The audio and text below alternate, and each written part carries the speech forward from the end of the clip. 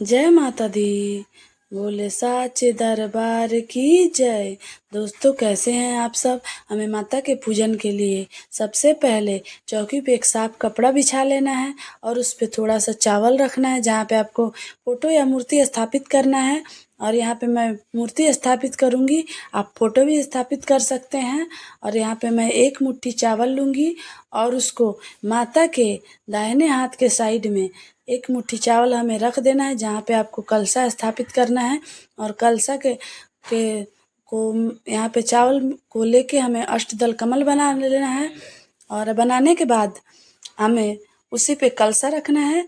और कलशा में मैंने पहले से स्वास्तिक बना लिया था, आपको भी बना लेना है। और उसके बाद हमें कलशा के कंठ पे मौली बांध देना है। बांधने के बाद हमें उसमें जल डालना है और जल आपको कलशा के कंठ तक ही डालना है। उसके बाद उसमें थोड़ा सा गंगा जल डालना है। सभी चीज़ों को हमें अच्छी तरह से डाल देना है कलशा के अंदर।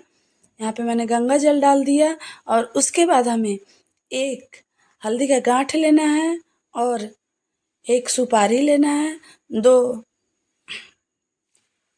दो इलायची लेना है और 2 लौंग लेना है। और सभी चीज़ों को इसी के अंदर डाल देना है और इसमें थोड़ा सा दूर्वा डालना है। उसके बाद हमें फूल डालना है, एक सिक्का डालना है और इसमें थोड़ा सा अक्षत डालना है। सभी चीज़ों को हमें कलशा के अंदर डाल देना है। और अक्षत डाल दिया मैंने। यहाँ पे थोड़ा सा मैं मिश्री डालूँगी और यहाँ मिश्री भी मैंने डाल दिया। और हमें कलशा को बंद कर देना है। और उस बंद करने के पहले हमें उस पे आम का पल्लू रखना है। उसके बाद हमें कलशा के ढक्कन में थोड़ा सा चावल ले लेना है, क्योंकि ढक्कन को खाली नहीं रखते हैं। और इसमें मैंने जटा वाला नारियल ले लिया है। नारियल में मैं एक चुंदरी को बांध दिया है। और कलशा यदि आपका नहीं बैठे तो उसके अंदर उसके नीचे आप कुछ लगा सकते हैं या मिट्टी में भी आप रख सकते हैं जहाँ पे जौ बोया जाता है। और यहाँ मैंने एक गणेश जी रख लिया है। गणेश जी को रख यहाँ पे गणेश जी को यहाँ पे मैंने जनेऊ रख दिया है। जनेऊ के बाद यहाँ पे मैं फूल और अक्षत और थोड़ा सा आपको यहाँ पे अक्षत छींट देना है। और माता को मैं माला पहना रही हूँ। माला आपको माता को पहना लेना है। आप फूल का भी माला पहना सकते हैं। उसके बाद हमें माता को वस्त्र देना है। वस्त्र की जगह पे यहाँ चुंदरी मैं उड़ा रही हूँ। चुंदरी उड़ाने के बाद आपको माता के लिए फूल चढ़ा देना है। यहाँ गुलाब का मैं चढ़ाई हूँ और अड़हुल का भी चढ़ाना है। यहाँ पे मैं बेलपत्र रख दूंगी। यहाँ पे अड़हुल मैंने चढ़ा दिया है। आपको अड़हुल का फूल नहीं मिले तो आप दूसरा फूल भी चढ़ा सकते हैं। यहाँ पे मैंने एक पान लिया है, उसमें 2 इलायची लिया है, 2 लौंग लिया है, 2 बतासे लिए हैं। उसको माता के सामने हमें चढ़ा देना है। यहाँ पे मैं एक गुलाब चढ़ा रही हूँ। हमको गुलाब मिल गया था इसलिए मैं गुलाब चढ़ा रही हूँ। यहाँ माता के भोग के लिए हमें मिठाई ले लेना है, मिठाई भी चढ़ा देना है। उसके बाद हमें मेवा चढ़ाना है माता के लिए। मैं मेवा भी चढ़ा दूंगी। उसके बाद आपको माता को फल चढ़ाना है। और फल में मैंने सेब और केला चढ़ाया। आप ऋतु फल में कोई भी फल चढ़ा सकते हैं। यहाँ सेब मैंने चढ़ा दिया। और उसके बाद माता को हमें श्रृंगार का चीज़ चढ़ाना है। श्रृंगार में मैंने यहाँ पे लिया है माता के लिए वस्त्र, लिपस्टिक, काजल, बिंदी, क्रीम, नेल पॉलिश, चूड़ी, बिछुआ और कंघी, शीशा, तेल, मेहंदी, सभी चीज़ों को ले लेना है। कलशा की जगह पे एक फूल हमें चढ़ा लेना है।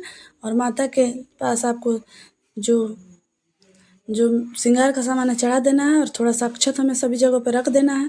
और यहाँ पे मैं नवग्रह के लिए चावल रख रही हूँ।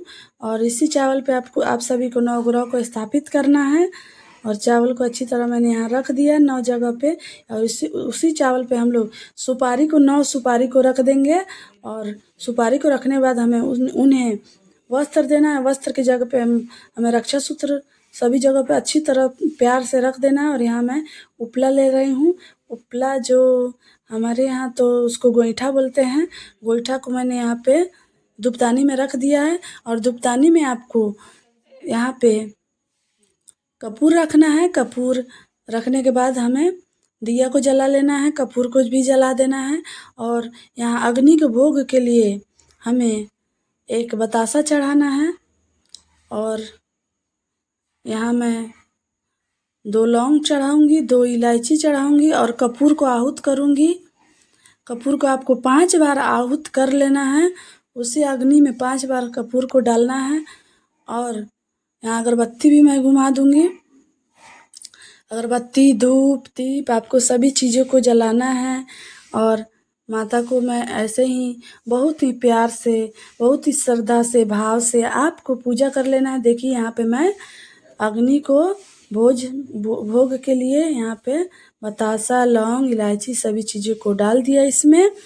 और डालने के बाद आप सभी को थोड़ा सा अग्नि को भी फूल, दूर्बा थोड़ा सा अर्पित करके प्रणाम करना है, ताकि हे माँ आप सभी मेरे परिवार को सुखी रखे, स्वस्थ रखे, रक्षा करें। उसके बाद यहाँ नवग्रह को भी मैंने थोड़ा सा फूल और अक्षत चढ़ा दी। यहाँ पे हमें जौ उगाने के लिए मिट्टी के पात्र में स्वास्तिक बना लेना है और मिट्टी को पात्र को हमें चंदन और रोली से अच्छी तरह से टीक लेना है। टीकने के बाद इसी पात्र में हमें जौ उगाना है।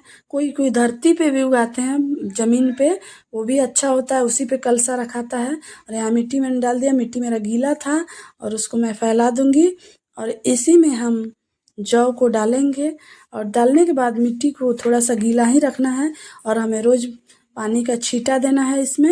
मैं यहाँ पे पानी छिड़क दी हूँ और पानी छिड़कने के बाद आपको जौ को एक जगह स्थान पे रख देना है जहाँ आपको रखना है। और आप लोग इस पूजा को, हाँ, बहुत जगह तो हम लोग ज़मीन पे ही करते हैं, क्योंकि वहाँ सभी चीज़ें चढ़ाने में बहुत सुविधा होता है और पानी को हमें सभी जगह थोड़ा थोड़ा घुमा के ऐसे डाल देना है। और डालने के बाद ऐसे ही माता का पूजन हमारा पूर्ण हो जाएगा। श्रद्धा भाव से आप पूजा कीजिए और माता को 9 दिन हमें सेवा करना है। माता को यहाँ पे मैं दक्षिणा के लिए 51 रुपया रख दूँगी। 51 रुपया यहाँ मैं रख रही हूँ और इसके बाद माता सभी के परिवार को सुख समृद्धि दें, सबकी रक्षा करें, सबको स्वस्थ रखें। और यहाँ पे मैं माता की आरती कर लूँगी। आरती में आपको आरती का जो गीत होता है उसे गा लेना है। माता की चालीसा की बुक में जो गीत हो उसे, माता की ओम जय अम्बे गौरी वाला जो होता है उसी को हमें माता की आरती को गा लेना है। यहाँ पे मैं घंटी बजा के आरती कर रही हूँ और आपको भी आरती कर लेना है। और उसके बाद हमें माता की पाठ को भी करना है। आप दुर्गा चालीसा का जो बुक होता है, किताब होता है, उससे पढ़ सकते हैं और ऐसे ही माता का पूजा हमारा अच्छी तरह से हो गया है।